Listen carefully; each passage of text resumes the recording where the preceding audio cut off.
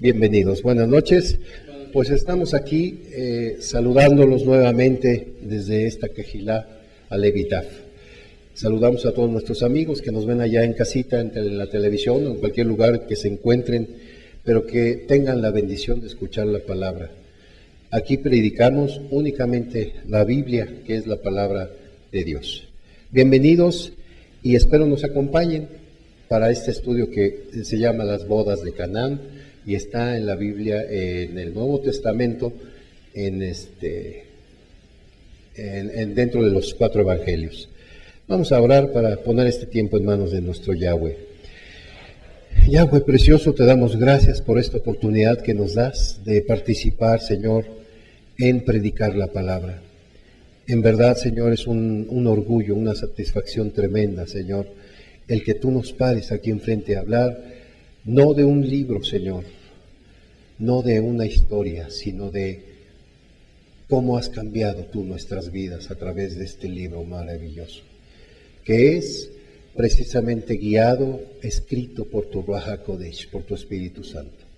Yo te doy gracias esta noche y te pido, Señor, yo escondiéndome atrás de ti, yo no quiero que se acuerden de mí, Señor, sino de la palabra que tú has puesto en nuestros corazones, en este libro maravilloso. Llévanos, Señor, de profundidad en profundidad, mi Dios, cada vez más y más para conocer y saber más la clase de Dios, de Elohim que tenemos. Bendito seas, en el nombre de Yahshua, HaMashiach, nuestro Salvador. Amén y amén. Bueno, vamos a empezar y vamos a leer nuestro Evangelio de Juan, número 2, del versículo 1 al número 11. Así es que si alguien me hace favor de ponerse tantito para que nos haga el favor de leer Juan 2, del 1 al 11, por favor. Ajá. Al tercer día se hicieron unas bodas en Caná de Galilea, y estaba allí la madre de Yeshua, y fueron también invitados a las bodas Yeshua y sus discípulos. Y faltando el vino, la madre de Yeshua le dijo: ¿no tienen vino? Yeshua le dijo: ¿qué tienes conmigo, mujer? Aún no ha venido mi hora. Su madre dijo a los que servían: haced todo lo que él os dijere. Y estaban allí 6 tinajas de piedra para agua conforme al rito de la purificación de los judíos, en cada una de las cuales cabían 2 o 3 cántaros. Yeshua les dijo: llenad estas tinajas de agua, y las llenaron hasta arriba. Entonces les dijo: sacad ahora y llevadlo al maestresala, y se lo llevaron. Cuando el maestresala probó el agua hecha vino, sin saber él de dónde era, aunque lo sabían los sirvientes que habían sacado el agua, llamó al esposo y le dijo: todo hombre sirve primero el buen vino, y cuando ya han bebido mucho, entonces el inferior, mas tú has reservado el buen vino hasta ahora. Este principio de señales hizo Yeshua en Caná de Galilea y manifestó su gloria, y sus discípulos creyeron en él. Vemos que Yeshua comienza su ministerio precisamente en la ciudad de Canaán. Caná, ¿alguien sabe qué significa Caná? Casa de pan.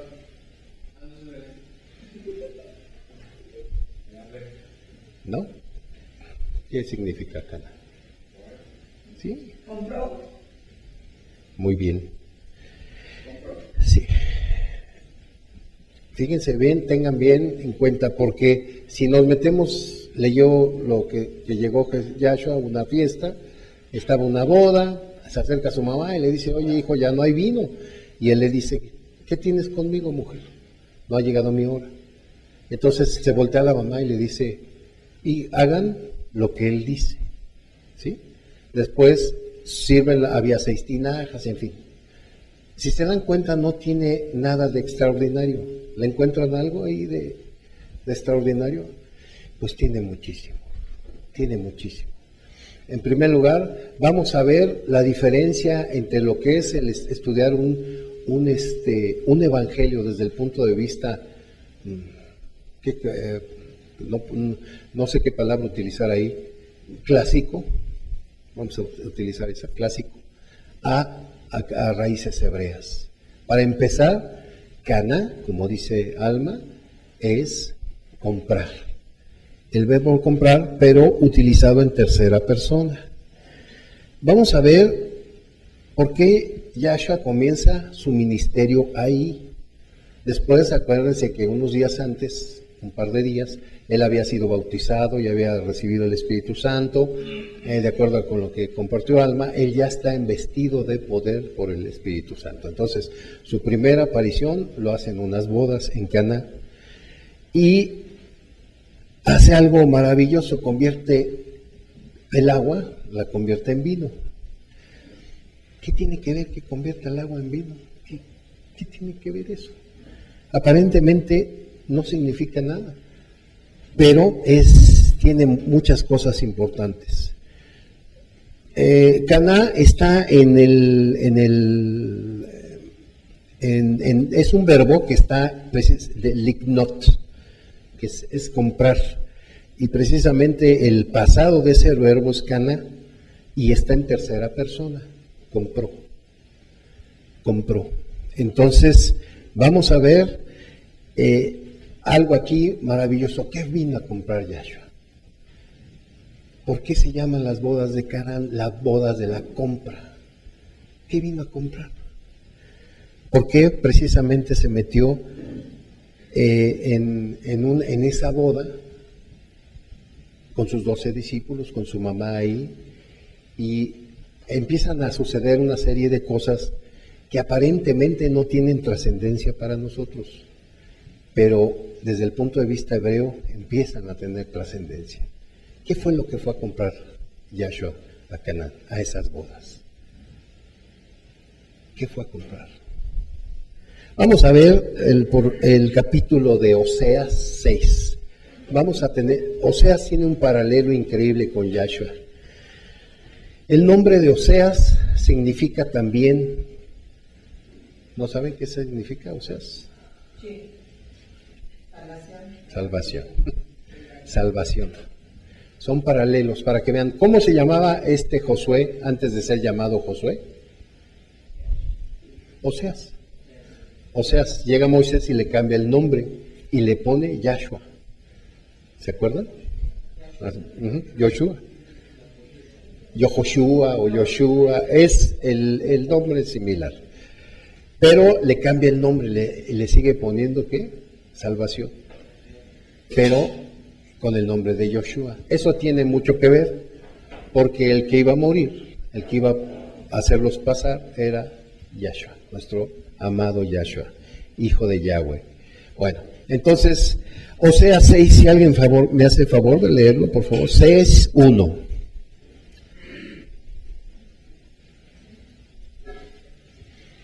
Venid Ujú. y volvamos a Yahweh, porque Él arrebató y nos curará, hirió y nos vendará. Así es. El 2, por favor. Nos dará vida después de 2 días, en el tercer día nos resucitará y viviremos delante de Él. Ok, hasta ahí está bien. Ok.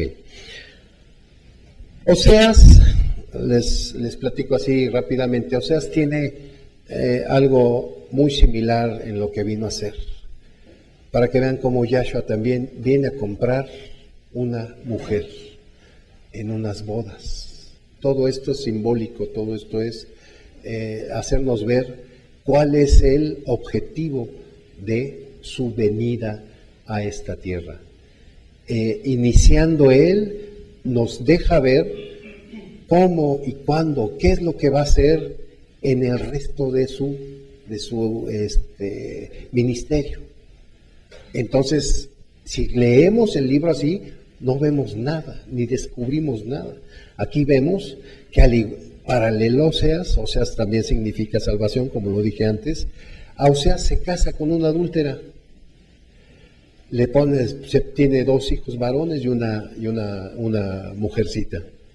Y la ama tanto que esta mujer lo engaña y se va con otros hombres. Vive una vida, muchos piensan, aquí en esta región de Caná se utilizaba mucho ¿cómo se llama? Adoraban a Baal juntamente con Dios, con nuestro Yahweh. Entonces, había muchas prostitutas que eran sacerdotisas. Algunos autores piensan que ella era una sacerdotisa, que tenía relaciones sexuales con hombres, en fin. Entonces, Oseas la ama tanto que va tras de ella en todo el tiempo. Le demuestra su amor, en fin, hace muchísimas cosas. Y los símiles que aquí en Caná, Yahshua viene por una adúltera, por una adúltera que se llama Efraín. Efraín, como sabemos, compone las 10 tribus de la parte norte. ¿Dónde está Caná y dónde la podemos ubicar? ¿Y qué significa Galilea?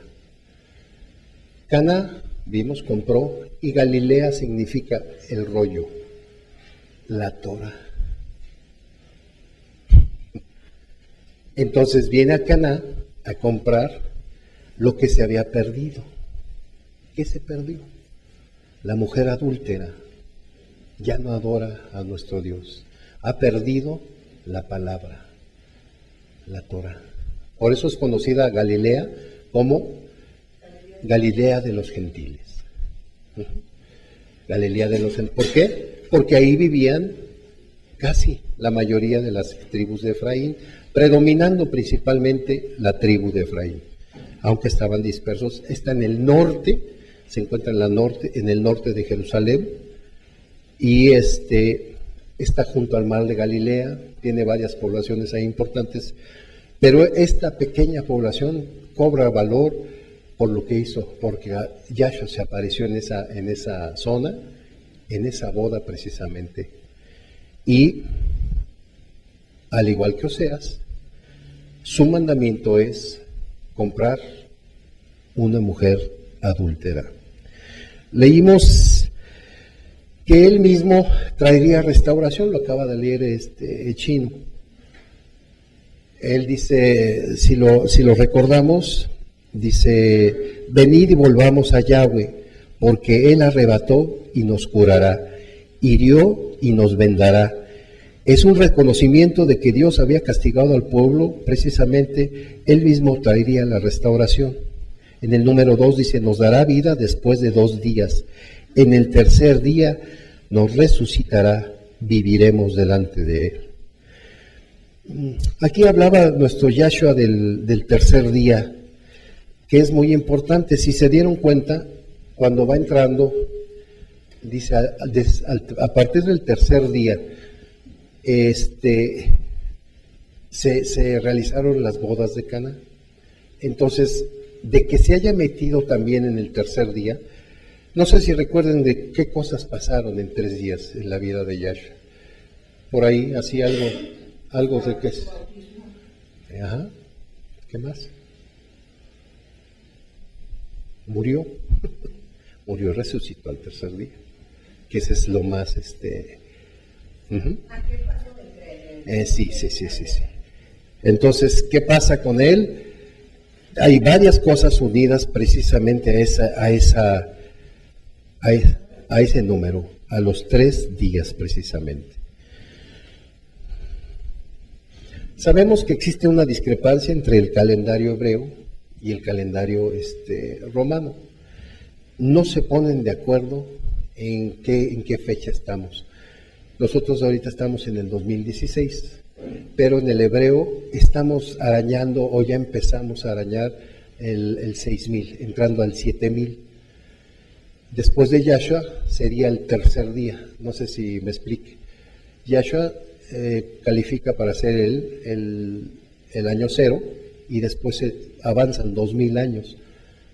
¿Sí? Para Yahshua un día es como 1000 años y 1000 años como un día, así dice la palabra. Entonces, nos está hablando aquí de que nos estamos acercando al tercer milenio o estamos empezando ya el tercer milenio. Y resulta que Él resucita en el tercer milenio, cosa que nos trae esa resurrección es en la que basamos toda nuestra fe, toda nuestra esperanza, porque si Él no hubiera resucitado, en vano estamos aquí, en vano hacemos las cosas, pero Él resucitó al tercer día y ahorita lo vamos a ver más adelante cuando le llaman la atención del templo y Él le dice, ahorita destruyanlo si quieren. Lo pudo haber reconstruido en los 3 días, no había problema para Él. Bueno, vamos a leer ahora, por favor, Isaías 9:2.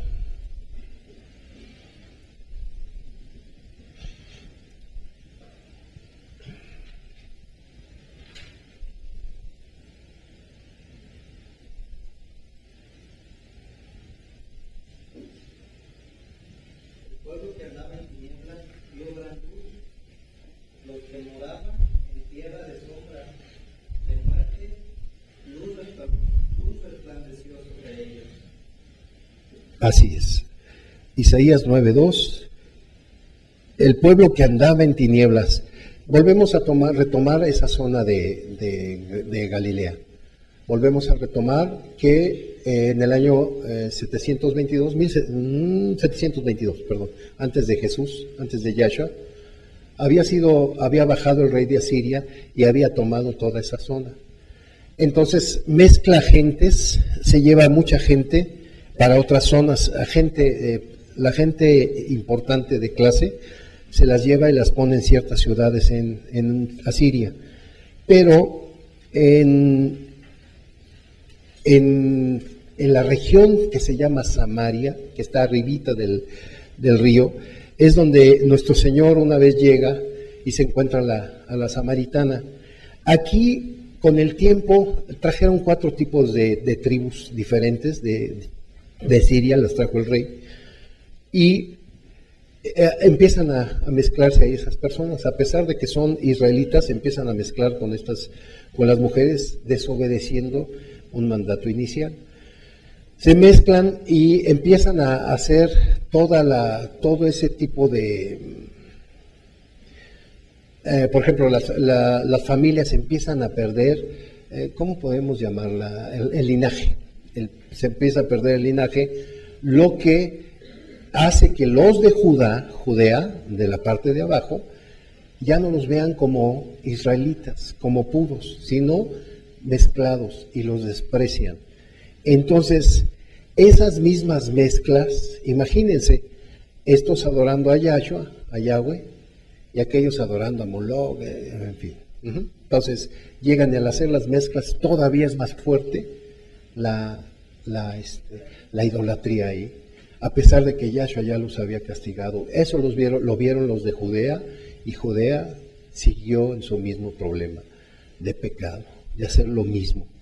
Nada más que aquí nuestro Señor dice que vino por las ovejas perdidas de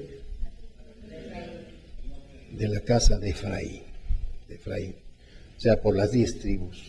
Las otras 2 sabemos que se mantienen por la promesa que le hizo nuestro Yahshua al rey David. Bueno, entonces leímos que se hizo ahí oscuridad se volvió tinieblas, porque habiendo tenido la Torá, que ellos la llaman la luz, volvieron a las tinieblas. ¿Por qué? Porque dejaron la letra y la Torá aparte. Dice, Galilea representa las tinieblas, la oscuridad, porque a pesar de haber sido un pueblo que había tenido la luz en las Escrituras, rechazaron la luz y se llenaron de tinieblas. Sin embargo, el hecho de que las bodas se celebraran en ese lugar a donde llegó Yeshua significa el cumplimiento de la profecía de Isaías. Por eso fue importante que lo leyeras. El pueblo que andaba en tinieblas vio gran luz. Los que moraban en tierra de sombra y de muerte, luz les resplandeció. Increíble, se mete. ¿Saben dónde pasó la mayoría de su ministerio nuestro Yahshua? En la zona de Galilea, en toda esa zona, Capernaum, y varias ciudades de Galilea.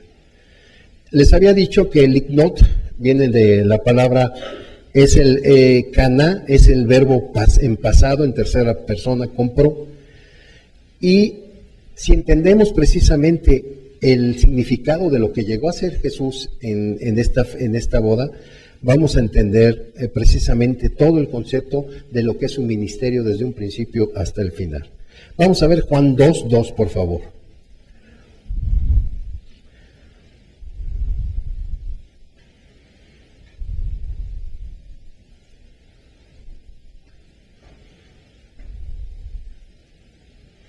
Y fueron también invitados a las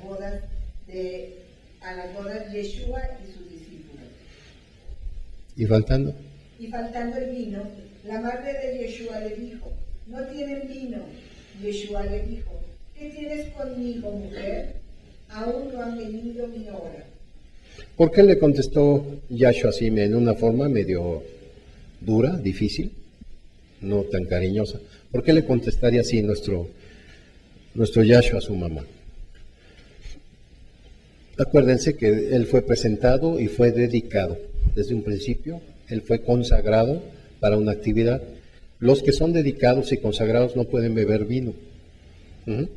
Entonces, si se dan cuenta, y luego lo vamos a ver, él hasta qué tiempo toma su primer copa de vino.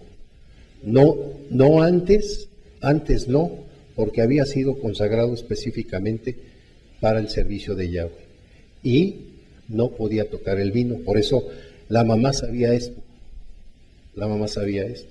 Acuérdense, cuando se les pierde, tenía 12 años de edad y se les pierde, ellos van a 3 días de camino, otra vez el número 3, van a 3 días de camino y se dan cuenta que no va con ellos, y entonces se regresan. Y cuando lo encuentran disertando con los sabios de ahí, o los sacerdotes, ¿qué le dicen? Oye, ¿dónde andabas? ¿Por qué te fuiste? Y él, ¿qué le contesta? Madre, ¿qué no sabes que en los negocios de mi padre me es necesario estar? Entonces ahí vemos que desde un principio ella no ignoraba quién era su padre, a quién debería servir en todo momento. Por eso aquí le contesta de esa forma: mujer, ¿qué tienes conmigo? Y otra cosa, aquí para algunas personas que no conozcan el hecho, pero otros de mis hermanos ya tenemos oportunidad de haber encontrado en la palabra de Dios la verdad, y nos dice que María les dijo a los señores, a los jóvenes que estaban ahí, que le habían dicho del vino, ella les menciona que hicieran todo lo que él dijera. Eso es una enseñanza que tiene mucha profundidad, para aquellos que son marianos, porque en todo momento ella no iba a hacer los milagros, si se dan cuenta, y vean toda la historia en la Biblia, ella nunca hizo milagros.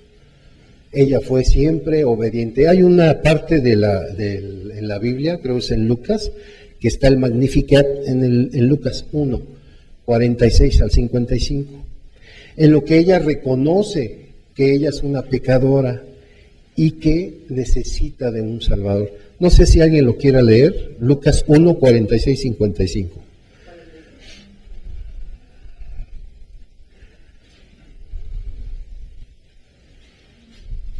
Entonces María dijo: engrandece mi alma a Yahweh, y mi espíritu se regocija en Elohim mi Salvador, porque ha mirado la bajeza de su sierva.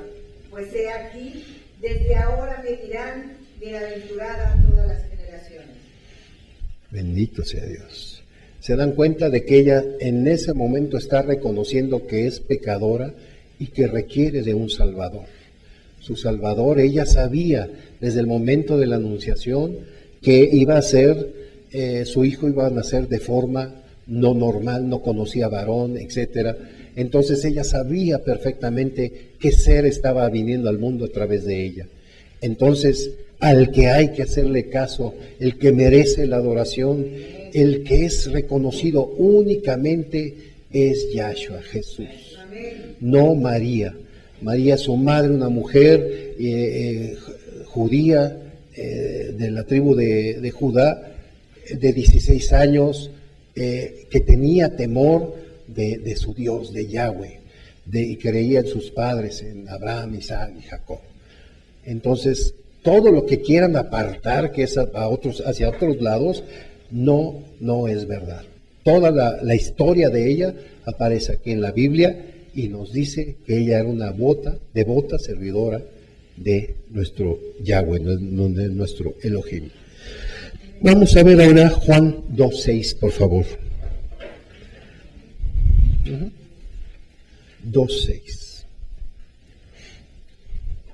Y estaban allí 6 tinajas de piedra para agua, conforme al rito de la purificación de los gentiles, y cada una de las cuales cabían 2 o 3 cántaros.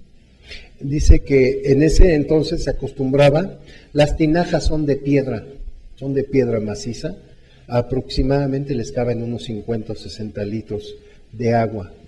Lo que es importantísimo, y esa agua se utilizaba para purificación, no es un agua sucia, no es un agua que llegara a la gente. Cuando nos dicen purificación, tenemos la idea de que meten las manos y se las lavan ahí o hacen eso, y no, siempre esa agua es agarrada con un instrumento especial o con un servidor, pero las manos nunca entran a tocar el agua. Y otra de las cosas preciosas ahorita vamos a ver, y lo sabemos desde antes, lo podemos adelantar, el hecho de que qué significa en la palabra el agua, qué remembranza tiene, la palabra, así es. La palabra no viene nunca contaminada, la palabra viene pura, ¿sí? Entonces, como es símil de la palabra, el agua no puede ser contaminada. La sirven y siempre el agua cae de arriba hacia abajo. Nunca se pueden lavar las manos poniéndolas en el suelo, sino alguien debe verter sobre ellos el agua para que sea limpia. La otra agua no se tira, se guarda, se conserva limpia. Así la palabra de nuestro Dios. No se desperdicia. Por eso por ahí hay un pasaje en el que se dice que no le demos perlas a los cerdos.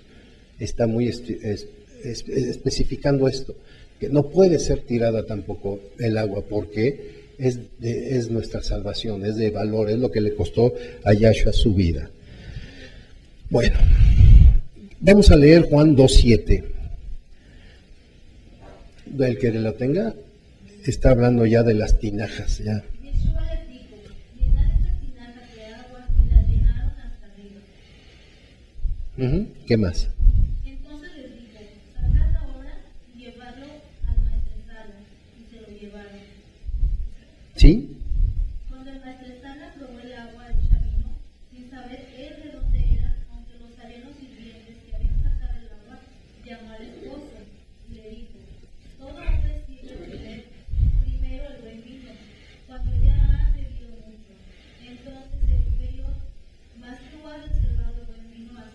Hasta ahí. Si nos damos cuenta que María les dice hagan lo que les dice nuestro Señor, nuestro Yahweh precioso, Yahshua, les dice llenen las de estas, vamos a sacar. Ellos que sirvieron el agua se dieron cuenta del milagro. Entonces le llevan el vino al maestresala. El maestresala es el organizador, el catador de ahí, el que organiza toda la boda. Entonces le dicen a él, aquí está el vino. Y entonces el maestresala lo prueba y queda asombrado. Y se va y se dirige a platicar ¿con quién? Con el esposo. Fíjense, no con Yahshua. Él había hecho el milagro, pero él va con el esposo. Es el responsable de esa casa y de la fiesta. Y le dice, oye, normalmente todo mundo sirve el vino al final, dice al principio. Y el mejor vino tú lo has reservado para el final de la fiesta. Dice, aquí cuántos vemos que en todas las bodas que hemos tenido oportunidad de participar, de ir, nos damos cuenta de que es cierto, siempre sirven, empezamos con una botella de... Yo no, Ellos empiezan con una de Chivas Regal o de esas cosas. Don Julio, muy bien. Entonces, conforme va avanzando la noche y van avanzando las pláticas, los tragos, al rato están tomando tequila y ya no se dan cuenta de qué es lo que están tomando. Acá dice, hay un misterio ahí, que en el cual nuestro Yahshua, al dar el mejor vino, estaba reservando para el mundo algo especial, algo que no sabemos los demás qué es lo que estaba guardando nuestro Yahshua. Eran 6 tinajas, van y le dicen al cuate que al esposo, dueño de la casa, que ahí estaba el vino. Y entonces empiezan a servir el vino como nos dice esta Brenda. Y algo importante es que, ¿ustedes creen que notarían la diferencia del vino? Pero ya estaban medios jalados. ¿Cuánto duraban las fiestas en ese entonces? Las bodas. Una semana aproximadamente. Días más, días menos. Pero se la ponían. En 8 días andaban muy alegres. Entonces, no, la diferencia, si se dan cuenta, los que ya estaban en esa situación ya no la notaron. Porque es lo que les digo, es lo mismo tomar un tequila ya cuando estás mal hasta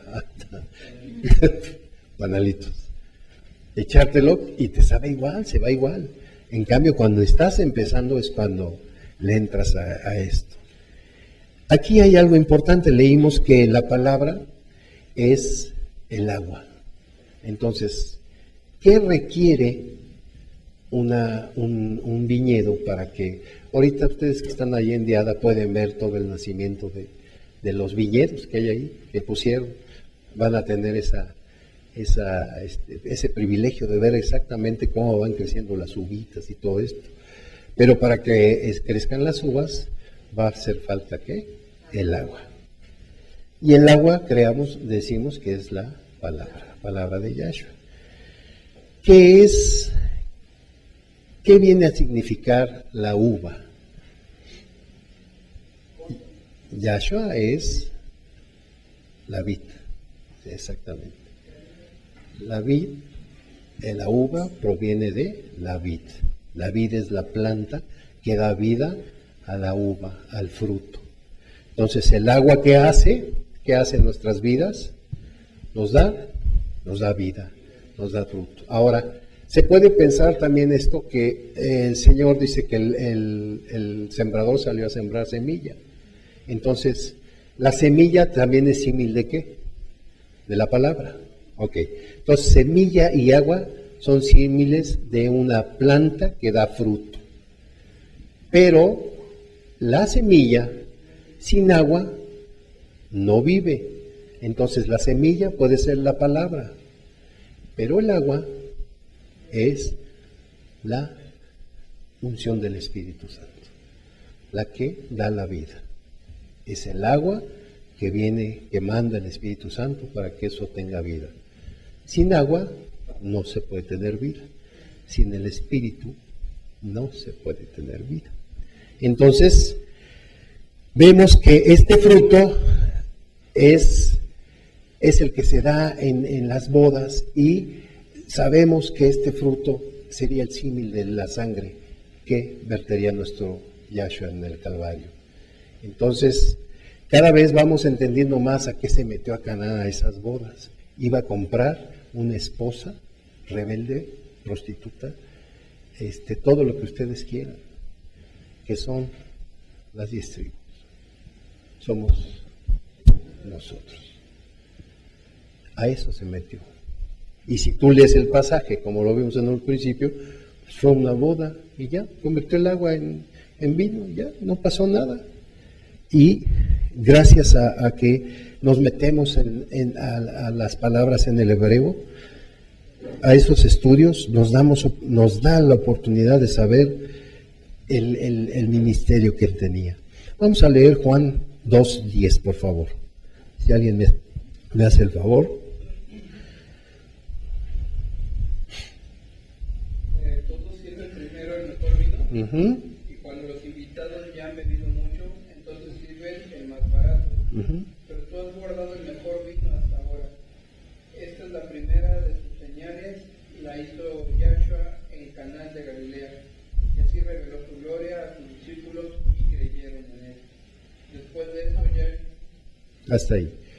Vemos que este vino servido, el mejor vino servido hasta el final. Y esto nos trae a memoria lo quiero tocar, bueno, vamos a hacer este plan. Nuestro Señor viene, convierte el vino, se lo empiezan a dar a estos cuates para que distingan. Nada más que hay una característica: estos cuates están tomados. Ya la mayoría está borracho. Y esto, ¿se acuerdan de los 2000 años, los 2 días? Y vamos para el tercero, ya estamos entrando en el tercero. Entonces, aquí hay algo muy importante. El Señor, si se dan cuenta, en los siglos que han pasado, en los 1000 y 2000 años, ¿qué pasó en los tiempos del oscurantismo, precisamente, en el que predominaba una religión, el catolicismo? A poco después, en el segundo día, empieza a ver el movimiento protestante de liberación, y que se empiezan a dividir las iglesias. Ese es el segundo día.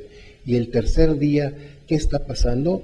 Aquí existe un movimiento que se hace entre católicos y protestantes. Este movimiento se le llama embriaguez del espíritu. No sé si lo han visto. La risa santa, ¿no? Las lenguas, los dones. Y vemos que precisamente nuestro Yahshua, cuando está avanzando, a los 3 días se presenta en la boda, al tercer día se va a presentar también para cambiar el agua en vino, y lo va a dar a todos los que están tomados. Embriagado es sinónimo de torpeza, de falta de agilidad mental, ceguera, porque ya estás hasta atrás y no distingues muchas cosas. Aquí vamos a leer un poquito a Isaías 28:1. Si me hacen favor. Ay de la corona de soberbia de los ebrios de Efraín. Ay de la corona de soberbia. Ahí tantito. Ahí dice: ay de la corona de soberbia de los, ¿qué? Ebrios de Efraín. Ebrios de Efraín. Es decir, ¿a quién nos estamos refiriendo? A las 10 tribus que estaban en el norte, que después de haber sido desplazadas fueron mandadas hacia Occidente, es decir, hacia Europa y América. ¿Ok? Entonces, seguimos leyendo. Y de la flor caduca de la hermosura de su gloria, que está sobre la cabeza del valle fértil de los aturdidos del vino. He aquí, Yahvé tiene uno que es fuerte y poderoso, como turbión de granizo y como torbellino trastornador, como ímpetu de recias aguas que inundan, con fuerza derriba a la tierra. Síguele. ¿Sigo? Ujú. Con los pies será pisoteada la corona de soberbia de los serbios de Efraín, y será la flor caduca de la hermosura de su gloria que está sobre la cabeza del valle fértil, como la fruta temprana, la primera del verano, la cual apenas la ve el que la mira, se la traga tan luego como la tiene a mano. En aquel día, Yahvé de los ejércitos será como corona de gloria y diadema de hermosura al remanente de su pueblo, y por espíritu de juicio al que se siente en juicio, y por fuerza a los que rehacen la batalla en la puerta.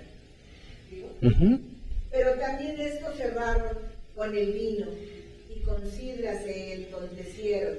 El sacerdote y el profeta erraron con sidra, fueron trastornados por el vino, se aturdieron con la sidra, erraron en la visión, tropezaron en el juicio, porque toda mesa está llena de vómito y suciedad, hasta no haber lugar limpio. ¿A quién se enseñará ciencia o a quién se hará entender doctrina? ¿A los destetados? ¿A los arrancados de pecho? Porque mandamiento tras mandamiento, mandato sobre mandato, renglón tras renglón, línea sobre línea, un poquito allí, otro poquito allá, porque en lengua de tartamudos y en extraña lengua hablará a este pueblo. Hasta ahí. Dice, porque mandamiento tras mandamiento, mandato tras mandato, renglón sobre tras renglón, línea sobre línea, un poquito de aquí y un poquito de allá. ¿Se dan cuenta de esto, de que son las predicaciones a las que íbamos? Ahí estábamos metidos. Un poquito de esto, y un poquito de esto, y una línea y otra línea. Y si se dan cuenta, los que están más ebrios, ¿quiénes son? Los sacerdotes y los guías. Los guías, los sacerdotes, los que son responsables de la gente. Y les digo una cosa, gracias a la intervención de Yahshua, del Ruach HaKadosh en nuestras vidas, porque de ahí nos sacó. Porque estábamos conformes con eso. Y si se dan cuenta, esto no es correcto delante del Señor, porque entraron en una arrogancia, en una vanagloria, que les dices, oye, vamos a estudiar esto renglón tras renglón, ¿sí? Palabra por palabra. ¿Y qué te dicen? No, estás mal.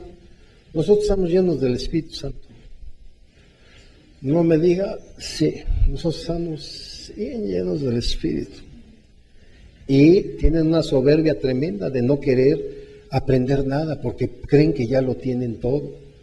Gracias a Yahweh, a nuestro Yahshua, persona que avala su palabra y que con ese poquito los ha ido sosteniendo. ¿Por qué dejó el vino al final? Para ellos.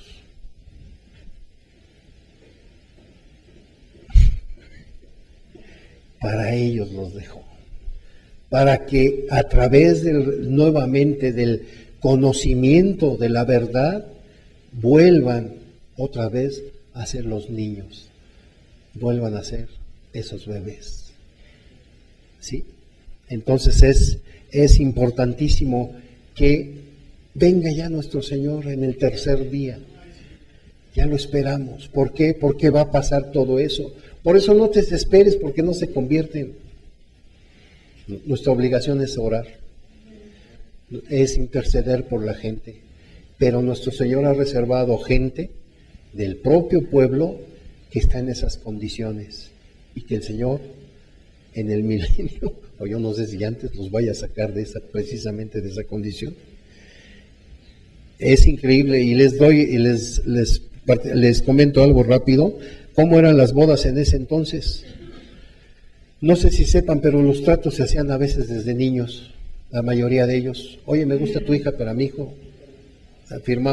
Se firmaba un acuerdo. Llegaban a cierta edad y se los estoy resumiendo lo más rápido posible. Llegaban a una cierta edad en que se veían, ya ellos daban su punto de vista, que sí se querían casar, y después de cierto tiempo que se veían, se gustaron, pues ahora no se vuelven a ver en un año. Se firmaba un contrato. Por eso ven que María tenía un contrato prenupcial. Entonces, ya firmado el contrato, se iban el novio a construir una casa. Por eso Yahshua, siendo el novio, nos va a construir dice, voy a prepararles moradas. Entonces, se iba el novio a preparar la morada y ella se quedaba a hacerse la mujer más hermosa que pudiera haber en la tierra en ese día.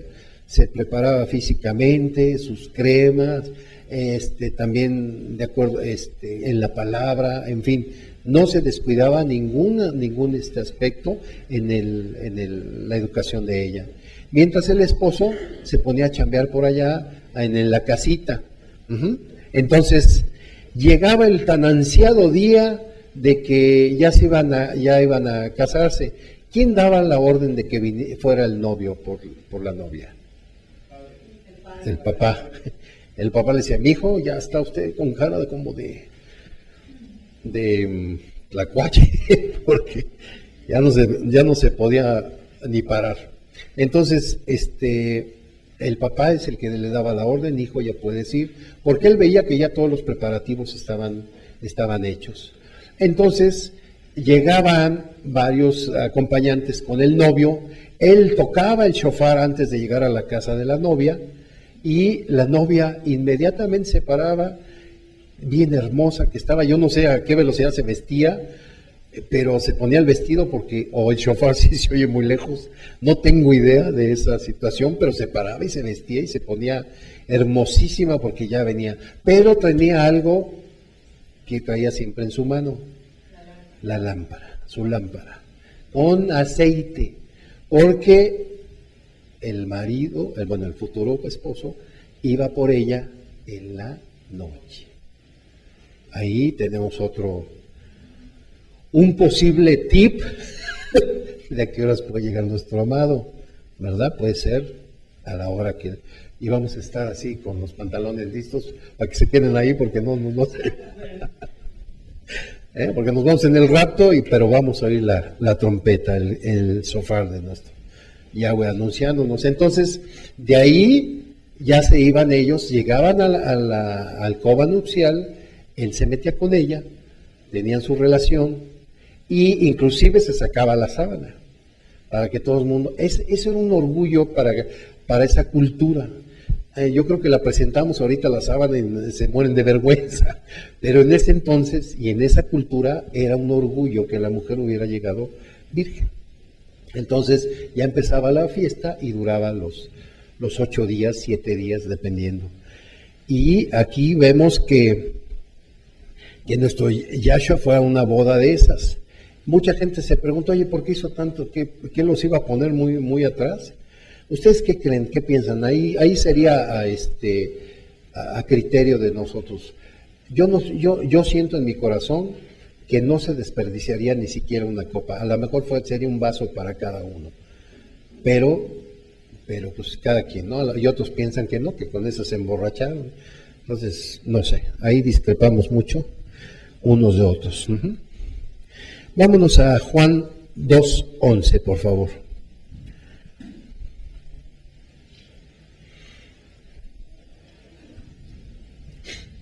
En lo que leen eso, les recuerdo que una de las cosas por las que se niegan ahorita a recibir la palabra en los dos movimientos que les mencioné, en católicos y en protestantes, es que por la prosperidad. Hay una prosperidad falsa ahí metida y eso los llena de arrogancia. Y te dicen, no, nosotros estamos en el Espíritu. Lenguas. Y aquí vimos que Eso lo mandaba nuestro Señor como una ¿qué? Como una llamada de atención. No tiene absolutamente nada de... Les leo rápidamente aquí la palabra, dice pero proféticamente sucedió lo que no quisieron las leyes de Dios. Les dio forma de hablar, y en el Strong dice bufón, el lenguaje de bufones, dice que es también lenguaje tartamudo. En el diccionario Chávez es balbucear, y en el Strong es la raíz primaria ridiculizar, como imitar a un extranjero, burlarse de él, ¿sí? Escarnecer, reírse, pero tartamudeando, sin que el que estaba siendo burlado se diera cuenta de que los bufones se estaban burlando de esta persona. ¿Sale? Ahora sí, Juan. Esta es la primera de sus señales, la que hizo Yahshua en Canaán de Galilea, y así reveló su gloria y sus discípulos creyeron en él. Ok, dice que es lo maravilloso que tú y yo podemos ser parte de este nuevo vino de las naciones. Y manifestó su gloria y sus discípulos creyeron en él. En el 12 dice, después de esto descendieron a Capernaum, él, su madre, sus hermanos y sus discípulos, y estuvieron allí no muchos días. Estaba cerca la Pascua de los judíos. ¿Se dan cuenta? Aquí él nos explica que vienen unas bodas, hay vino, hay un compromiso, un rescate por una mujer adúltera, y se acerca la fiesta pero algo más, de la liberación, de nuestra liberación. Entonces, si se dan cuenta cómo se van repitiendo los pasajes históricamente con Moisés, en fin, nos podemos dar cuenta de que Él viene pronto. Ya no podemos estar teniendo sospechas, vendrá o no vendrá, o estar en una actitud pasiva, sino sabemos que Él ya viene, ¿sí? Y estas señales nos están indicando, ok, ya nos estamos viendo el vino de aturdimiento de Roma, que les está dando son sus hijos, se recuerden, son su pueblo, pero están aturdidos a su pueblo, y entonces, ¿qué falta? El tercer milenio, es decir, que Él venga con el vino nuevo a purificarnos. ¿Ok? Entonces, leemos a quien le pedí, por favor. El 11, el 12, por favor. Después de eso descendieron a Capernaum, él y su madre, sus hermanos y sus discípulos, y estuvieron allí no muchos días. 15, por favor. Y haciendo un azote de cuerdas, echó fuera del templo a todos y las ovejas y los bueyes, y esparció las monedas de los cambistas y volcó las mesas. ¿Sigo? Ahí se dan cuenta de que nuestro Señor acaba de entrar al templo. ¿Y está mal que vendieran cosas? ¿Los animales está mal que vendieran cosas? Ahí tenemos que irnos a ver el estudio si estaba mal que compraran o vendieran animales ahí, y no estaba mal. Estaba dentro de lo correcto. ¿Qué fue lo que le enojó? Si está correcto que haya animalitos ahí, ¿qué fue lo que lo enojó? Para que él agarrara un azote de cuerdas y empezara a golpear y echar a la gente afuera. Exactamente, ya era un negocio. Acuérdense que podían llegar y comprar en el templo su animal para no venirlo cargando desde muy lejos. Entonces tenían la oportunidad de ahí comprar, pero habían llegado a un acuerdo los cambistas y los romanos. Entonces le decían, ¿sabes qué? Por cada animal que pase tú te vas a sacar con una feria. Y entonces el hombre que llegaba, oye, quiero pagar esto, y no, tu moneda trae imágenes, no puede pasar tu moneda. Necesitas ir a cambiar allá con los cambistas. Iba y le decía, oye, ¿no me cambias esto? Sí, pero te van a cobrar por decirte 100 pesos más, porque pues, es moneda con caras, y aquí no hay caras. Oh, pues dame de esa moneda que no tiene. Para que vean lo mismo que está pasando ahorita. No, así te lo pasaste, no, yo no me pasé nada, a ti te pasaste el alto, yo estaba ahí escondidito y yo no me pasé nada, pero en fin, ellos tienen, y se había vuelto eso un verdadero mercado de ladrones, que a la gente, y una cosa muy importante es que esas actitudes, por lo menos que tú hacías era pagar la diferencia, aquí está, ok, aquí estoy, y ya salgo y voy y que hagan mi sacrificio, pero a nuestro Señor lo que le lastima mucho es que a los que van nuevos los tropiecen con esas cosas. No, aquí es puro dinero. Entonces, Él por eso se molesta, porque van a hacer un tropezadero con todos los que van nuevos al templo. Se van a dar cuenta de que es una guarida de ladrones, por eso se molesta. Y agarra el lato de cuerdas y órale, y se los pone, pero como champions. Pero dice que no tocó a los palomos. Y otra cosa, dice, cuando leemos rapidísimamente esto, Juan 18, 2:18, no sé si alguien me lo quiere leer. Y los judíos respondieron y le dijeron, ¿qué señal nos muestras, ya que haces esto? 19 también. Respondió Yeshua y les dijo, destruid este templo, y en 3 días lo levantaré. Ok, ¿de qué estaba hablando? E inclusive la misma palabra lo dice. Él estaba hablando de su cuerpo. ¿Ok? Entonces, que dice que en 3 días lo levantaría. Él puso su cuerpo en rescate de muchos. Él vino a hacer reconciliación de nosotros, por nosotros, para que tuviéramos las manos de nuestro Padre junto con las nuestras. Yahshua es el puente, sin Él no se puede pasar. No se puede pasar a ningún lado, así hagas lo que hagas, no se puede pasar. Pero también su cuerpo es el símil de la iglesia, de la congregación, de la quejila. Digo iglesia por mis hermanos que están allá, que no saben que es una quejila. Entonces, Él es también el cuerpo, su cuerpo son el pueblo, las diferentes denominaciones, pero que lo tienen a Él como Señor y Salvador. Entonces, dice que el tercer día los despertó. Estamos esperando el tercer milenio para ser despertados. ¿Sí? Ya estamos. No sé, el error está y la incertidumbre está en qué fecha estamos exactamente en el calendario hebreo, que sea que esta precisión, porque nos indica, aunque por ahí ya vi que había empezado algo así sobre este milenio, sobre ya festejar la entrada de este milenio, por ahí vi algo así. Sí, así es. Dice nuestro Señor entonces,